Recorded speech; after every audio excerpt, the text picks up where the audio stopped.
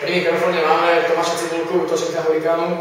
Tomáš, ako by si zhodnotil posledné 2 zápasy, keď Hurikán stále nenašiel svojho priemožiteľa? Tak v sobotu proti Salmínu Trenčínu mali veľmi dobrú hru, čo sa týka dopredu. Výsledok 15-6 odpoveda. Mali sme kvalitnú útoku, mali kvalitnú obranu. A dneska proti prvej veci Trenčín to bol vyrovnanejší super, to bol najlepší majster, takže sme chceli sa ukázať v najlepšom svetle.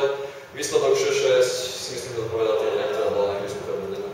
Tretiu tretinu sme hrali bez vylúčeného Mareka Kabata, elitného strelca. Aj napriek tomu sa Hurikán dokázal schopiť a otočiť nebrazný výsledok. V čom vidíš najväčšiu silu Hurikánu? Tak najlepšia sila Hurikánu je asi v tom, že sme dobrý kolektív, ťahame za jeden povraz a nenechá nás rozladiť vylúčenie jedného hráča. My sa zamkli proste do seba a ukázali sme, že v čom je naša sila. Z tvojho pohľadu sa ti úvod sezóny veľmi strelecky nedarilo, teraz si sa rozbehol dnes dokonca hat-trick. Čo mu pripisuješ takú streleckú chuť, ktorú si nabral v posledných zápasoch? Tak trošku som sa už aj zohral s tými spoluhráčmi, s ktorými hrávam v útoku a myslím si, že to mi veľmi pomohlo. Najbližší zápas a posledný v zimnej časti, teda v prvej polovici sezóny je proti Lidu. Čo možno čakať od supera derby zápasu, ktoré budeme hrať na Mlinoch na veľmi zvláštnej palubovke? Tak myslím si, že nám trošku bude skákať, lebo budeme hrať na kvalitnej palubovke, ale myslím si, že